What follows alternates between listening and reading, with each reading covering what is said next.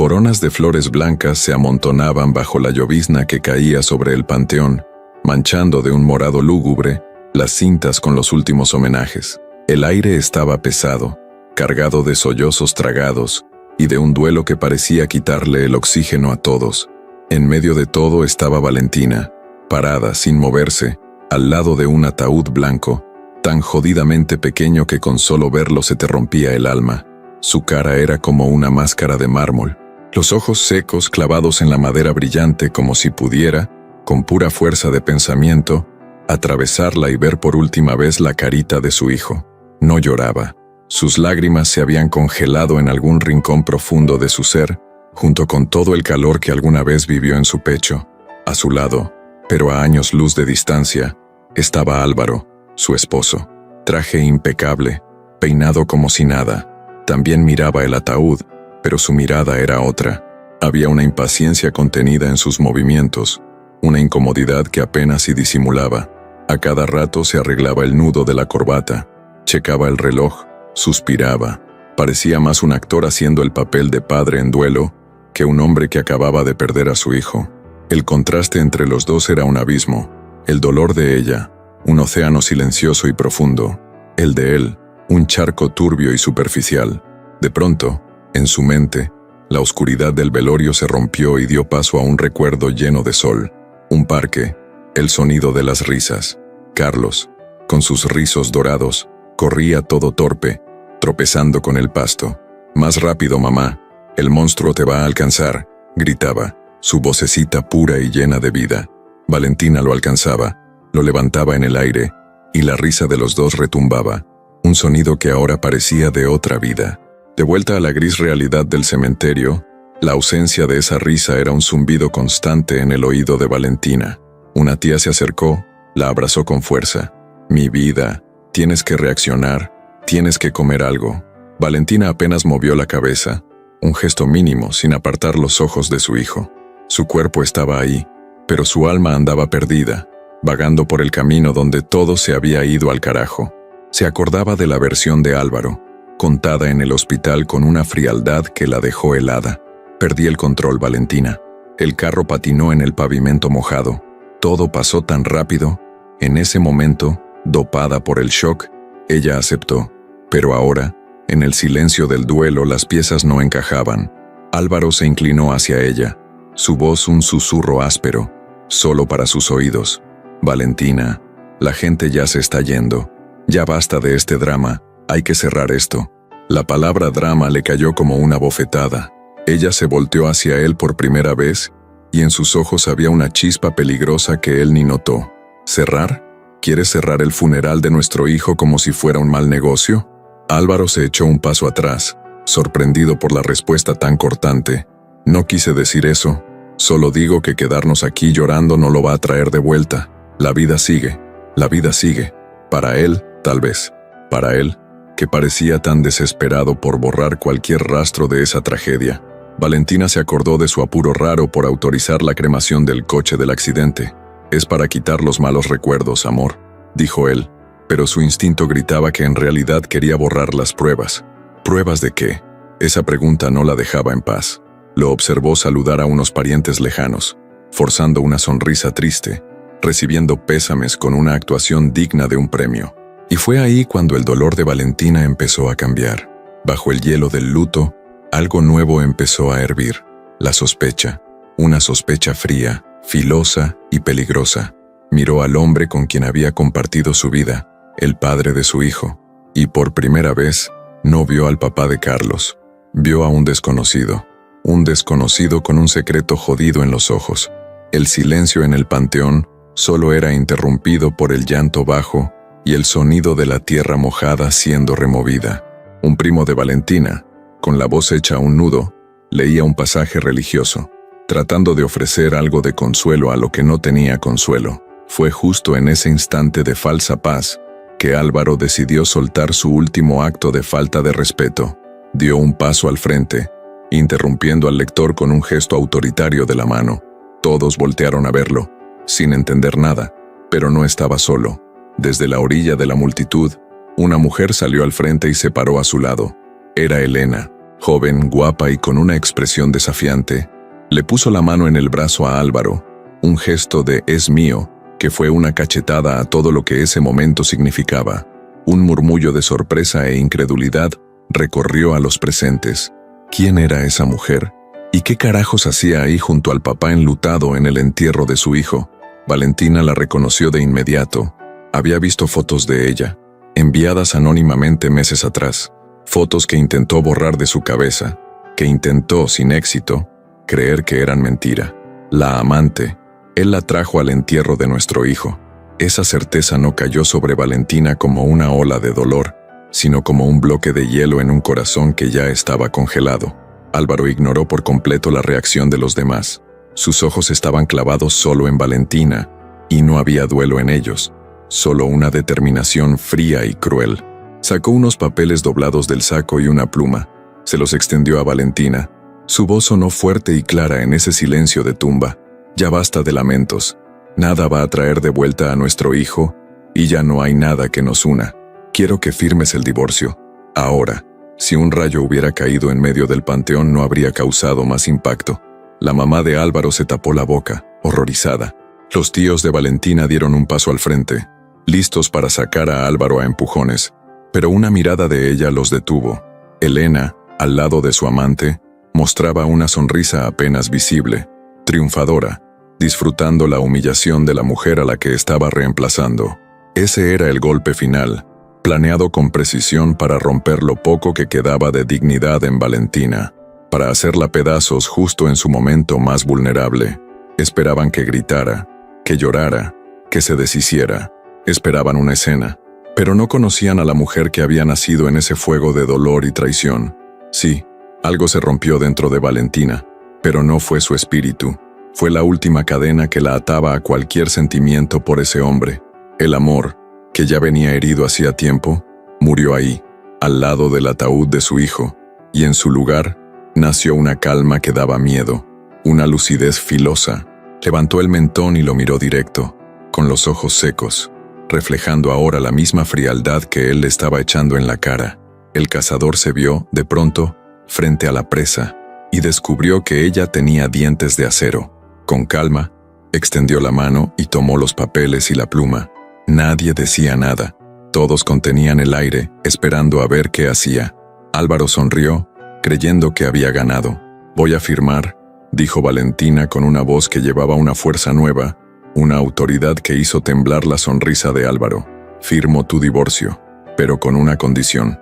Hizo una pausa, recorriendo con la mirada cada cara sorprendida en la multitud, asegurándose de tener la atención de todos. «Mi condición es que todos los que están aquí, toda nuestra familia y nuestros amigos, sepan la verdad, no solo la verdad sobre el tipo de hombre que eres, Álvaro, sino la verdad sobre el secreto oscuro que se esconde detrás de la muerte de mi hijo». La promesa de una revelación quedó flotando en el aire, cargada de tensión y amenaza. Aquello ya no era un funeral. Valentina lo había convertido en un juicio. El aire, ya cargado por el duelo, se volvió todavía más pesado con la expectativa. Álvaro y Elena se lanzaron una mirada rápida, y un brillo de pánico empezó a borrar la arrogancia de los dos. Valentina tenía los papeles del divorcio en una mano y la pluma en la otra, pero no para firmar. Ahora eran sus accesorios de escena, símbolos de su giro total. Su voz, cuando volvió a hablar, sonó firme, cortando el silencio como navaja. Todos ustedes escucharon la versión de Álvaro sobre el accidente. Empezó recorriendo con la mirada a la multitud, pero deteniéndose en los rostros de sus suegros. Una trágica fatalidad que derrapó en el pavimento mojado. Un papá que, por una jugarreta del destino, perdió el control del coche y, con eso, la vida de su propio hijo.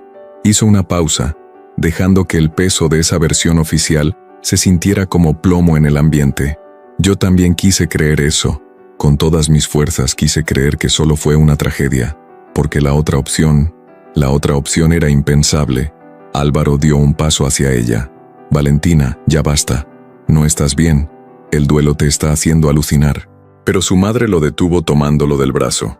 «Déjala hablar, Álvaro», dijo la señora con los ojos clavados en su nuera, viendo en ella una fuerza que nunca antes había notado. «No estoy alucinando», continuó Valentina, ahora con la voz más firme, más fuerte. Estoy más clara que nunca. ¿Sabes qué fue lo que me hizo dudar, Álvaro? No fue solo tu prisa por cremar el coche, ni tu incapacidad de soltar una lágrima de verdad. Fue tu historia. Era demasiado perfecta, demasiado fácil. Se giró hacia los demás. Una madre conoce a su hijo, y una esposa termina conociendo al hombre con el que duerme. Y la intuición de una madre traicionada es la fuerza más poderosa que existe. Y la mía gritaba que algo no cuadraba. Álvaro se rió, una risa nerviosa y burlona. ¿Intuición? ¿Vas a soltar una acusación basada en intuición? La calma de Valentina era tan inquietante como su determinación. Al principio sí, pero esa intuición me llevó a hacer algo que tú nunca te hubieras imaginado. Con el dinero que me dejó mi mamá, ese dinero que siempre me dijiste que metiera en uno de tus negocios, contraté a un detective privado. Esa revelación provocó un nuevo revuelo. Elena apretó con más fuerza el brazo de Álvaro.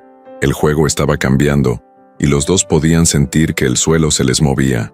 El detective, siguió Valentina, un tipo discreto y muy bueno en lo que hace, empezó a seguir tus pasos ese día, Álvaro, y no tardó mucho en aparecer la primera mentira. ¿Te acuerdas? Dijiste que venías de una junta con un proveedor, que ibas solo en el coche. Miró directo a Elena. Pero no ibas solo. El proveedor no confirmó tu versión.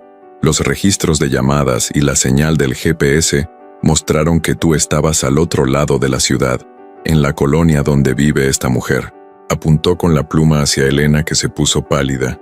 La segunda mentira, y la más cruel, estabas con ella, minutos antes de pasar por nuestro hijo en la guardería. El detective consiguió testigos, vecinos que vieron tu coche estacionado frente al edificio de ella por casi una hora. La multitud se agitó, las miradas se llenaron de desprecio, dirigidas hacia la pareja. Álvaro abrió la boca para defenderse, pero no logró decir nada. Pero eso, dijo Valentina subiendo el tono para que su voz se impusiera sobre los murmullos, eso ni siquiera era lo peor. Faltaba la prueba final, la prueba de lo que realmente pasó dentro de ese coche. Y por un milagro de la justicia divina, la encontramos. En la cámara de seguridad de una tiendita, apuntando a la calle. Una cámara que, por un solo y maldito segundo, grabó el interior de tu coche, justo en el momento del impacto. Una cámara, repitió Valentina, y la palabra retumbó en el panteón como una sentencia. Álvaro estaba pálido como un muerto, mirando de Valentina a Elena, que ahora temblaba visiblemente. El cazador estaba acorralado. «Es mentira», gritó, la voz chillona por el pánico. «Eso no existe. Estás inventando todo para vengarte porque quiero el divorcio». Valentina lo ignoró. Su atención estaba en la verdad que tenía que salir a la luz, en la justicia que su hijo merecía. El video no tiene audio, pero no lo necesita. Sus caras lo dicen todo. Las imágenes muestran lo que la pericia que tú compraste trató de esconder, Álvaro. Muestran que el coche no derrapó por accidente. Se acercó a él, y por primera vez, Álvaro dio un paso atrás. Las imágenes te muestran a ti, Álvaro, y a ti, Elena, dentro del coche, y no estaban platicando, estaban discutiendo. Una pelea fuerte, violenta. Tú movías los brazos como loco, tan ciego de rabia que soltaste el volante más de una vez. Un grito de horror salió de la boca de la madre de Álvaro. Lo miraba como si de repente viera a un monstruo. No estabas viendo el camino, siguió Valentina, con la voz quebrada por el dolor pero firme. Estabas viendo a ella, a tu maldito pleito. ¿Y mi hijo? ¿Nuestro hijo? Las lágrimas que llevaba semanas conteniendo finalmente salieron, mas no eran de tristeza, eran de rabia. Carlos iba en el asiento de atrás, en la silla que yo misma compré, la más segura que había. Pero ¿de qué sirve la mejor silla si el cinturón está flojo? Si fue puesto al aventón por un padre que tenía prisa por seguir peleando con su amante, la revelación cayó como una losa sobre todos. Cada palabra pintaba un retrato de negligencia tan brutal, tan egoísta, que costaba procesarlo. Él estaba indefenso, Álvaro, y fue tu culpa, tu enojo, tu traición, tus pinches prisas. Eso causó el choque. Perdiste el control porque estabas discutiendo con ella. La vida de nuestro hijo fue el precio de tu pinche romance sucio. Valentina ya gritaba, y su voz era una mezcla de dolor y acusación desatada. ¡Asesino!, gritó uno de los tíos de Valentina. La palabra se propagó como fuego. ¡Asesina!, gritaron hacia Elena, que se escondía detrás de Álvaro, intentando desaparecer. No fue así, balbuceó Elena, intentando defenderse. Él me dijo que se iba a separar de ella. Solo estábamos hablando de nuestro futuro. Esa excusa patética solo echó más leña al fuego. ¿Futuro?, escupió Valentina con desprecio. ¿Qué futuro pensaban que iban a tener? ¿Uno construido sobre la tumba de mi hijo? No tienen idea de lo que hicieron. Se giró hacia Álvaro para el enfrentamiento final, ojos fijos en los suyos.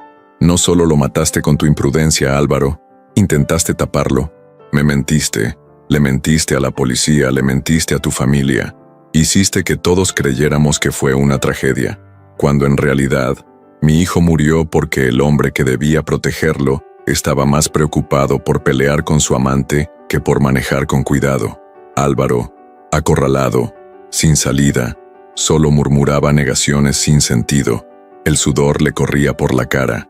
Su máscara de hombre respetable se había hecho pedazos, dejando ver al cobarde egoísta que en realidad era. El caos se desató en el panteón. La familia de Valentina, movida por una furia justa, se fue encima de Álvaro y Elena, que se encogían, con la arrogancia borrada por un miedo puro. Fue justo en ese momento que el sonido agudo de las sirenas cortó el aire, acercándose rápido. 2 patrullas llegaron a la entrada del cementerio, sus luces pintando la escena de azul y rojo.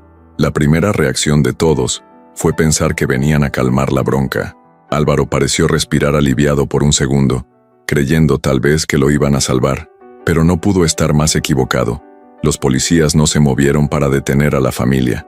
Con pasos firmes y seguros, cruzaron entre la gente, que se abrió sin pensar, y se plantaron directo frente a Álvaro.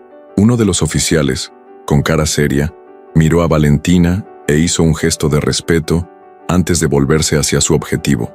Álvaro Lemos queda detenido por homicidio culposo, fraude procesal y soborno a autoridad. Fue entonces que Valentina reveló a última pesado seu plano devastador. ¿Pensaste que yo venía aquí solo con palabras, Álvaro? ¿Crees que soy estúpida? Su voz estaba otra vez tranquila, pero era esa calma que viene justo antes de que todo se rompa. El detective no solo encontró el video, también descubrió las transferencias que hiciste. El dinero que pagaste a los primeros policías que llegaron a la escena, para que cambiaran el reporte, para que borraran cualquier mención a la pelea, y a tu negligencia con la silla de seguridad. Miró a los otros 2 agentes que acompañaban el arresto. La verdad siempre sale a la luz, y todavía existen policías que no se venden. Al ver que el barco se hundía, Elena intentó zafarse. Yo no tengo nada que ver con esto. Fue él. Todo fue culpa de él. Pero ya era demasiado tarde. Elena Ríos, dijo el oficial, también queda usted detenida por falso testimonio y complicidad. Las esposas se cerraron en las muñecas de Álvaro, y luego en las de Elena. Ese sonido metálico, frío, fue como el sello final de su destino. Los llevaron alejándose, cruzando entre la multitud en completo silencio, bajo miradas llenas de desprecio y condena. La justicia, esa que tanto se había esperado, por fin estaba ahí, justo frente a la tumba de Carlos. Cuando se llevaron a los culpables, un silencio profundo cubrió el lugar. Toda la fuerza que había sostenido a Valentina, toda la adrenalina, la furia que la mantuvo firme, se desvaneció de golpe. Las piernas le fallaron, y se apoyó en el mármol frío donde estaba el nombre de su hijo. La máscara de frialdad se rompió, y por fin salieron las lágrimas que había contenido por días. No eran lágrimas suaves, eran sollozos rotos, profundos. El dolor crudo de una madre que perdió lo más valioso que tenía. Pero en medio de esa tristeza, había una chispa de paz. Una paz mínima, pero real. La paz de saber que cumplió con su deber. No pudo traer de vuelta a su hijo, pero peleó por él. Limpió su nombre de la mentira. Se aseguró de que su muerte no fuera en vano. Su madre y sus tías la rodearon en un abrazo lleno de fuerza. Un círculo de mujeres que la sostuvo y la dejó llorar, liberar el alma. Ese día, en medio de la peor tragedia de su vida, Valentina no solo enterró a su hijo, enterró también a la mujer débil que había sido, y sembró, en esa tierra de dolor, la semilla de una nueva mujer, una mujer que convirtió la humillación en arma, el dolor en combustible y el duelo en un grito de justicia que no dejaría de escucharse jamás. Los meses que siguieron estuvieron marcados por un proceso legal ruidoso, seguido de cerca por toda la ciudad. El video, las pruebas de corrupción, el testimonio firme de Valentina, nada dejó lugar a dudas. Álvaro, sumando la condena por homicidio culposo con agravantes, fraude procesal y soborno a autoridades, fue sentenciado a más de 20 años de prisión en régimen cerrado. Elena, por falso testimonio y complicidad, recibió una pena menor, pero suficiente para robarle varios años de su libertad. El golpe más fuerte para Álvaro, sin embargo, no fue solo la condena, fue el abandono. Sus padres, avergonzados y de luto por el nieto que él, aunque no con las propias manos mató, jamás lo visitaron en prisión. Le dieron la espalda, consumidos por el desprecio al ver en lo que su hijo se había convertido. Solo en su celda, Álvaro quedó atrapado con el vacío que él mismo construyó. Para Valentina, la justicia trajo alivio, pero no borró el dolor. Cada rincón de esa ciudad le recordaba a Carlos, le recordaba la vida que fue destruida. Con el final del juicio, tomó una decisión. Vendió la casa, empacó sus cosas y, con el apoyo de su familia, se mudó a una ciudad costera, un lugar donde el sonido del mar pudiera, tal vez, calmar las tormentas de su alma, donde nadie conociera su historia. Era su oportunidad de intentar empezar de nuevo, aunque sabía que eso nunca iba a borrar a su hijo de su memoria. La confianza en una relación es como un espejo. Una vez roto, aunque pegues los pedazos, la imagen nunca vuelve a ser igual. La mentira es la primera grieta en ese espejo. Pero la forma más cruel de traición va más allá de mentir. Pasa cuando la pareja, para justificar sus errores, intenta distorsionar el reflejo de su esposa. La culpa, entonces, se disfraza de frases como «tú me descuidaste» o «si no fueras así, no habría buscado a otra». Eso es una red de manipulación perversa, donde la víctima acaba sintiéndose culpable por el daño que le hicieron. Empieza a cuestionarse, a dudar de sí misma, a cargar con una culpa que no le pertenece. Es fundamental entender que la responsabilidad por una infidelidad siempre es, y únicamente, de quien traiciona. La decisión de romper la confianza, de mentir, de buscar consuelo en otros brazos, es personal. Caer en esa inversión de culpa es dejar que la traición ocurra dos veces. La primera en el acto, la segunda en el alma, cuando la víctima acepta una culpa que no es suya. Reconocer esa manipulación es el primer paso para recuperar no solo la verdad de los hechos, sino también la dignidad. Pero también es verdad que del dolor más profundo puede nacer una fuerza transformadora. Cuando enfrentamos la traición y la pérdida en nuestros momentos más vulnerables, muchos descubren una resiliencia que ni sabían que tenían. Buscar la verdad, aunque duela, se convierte en un acto de respeto propio y de honor hacia los que amamos. Si esta historia te llegó al corazón, apóyanos dándole clic al botón de gracias aquí abajo. No olvides dejar tu like, suscribirte al canal para más historias como esta y contarnos desde qué ciudad nos estás viendo. Nos vemos en el próximo video.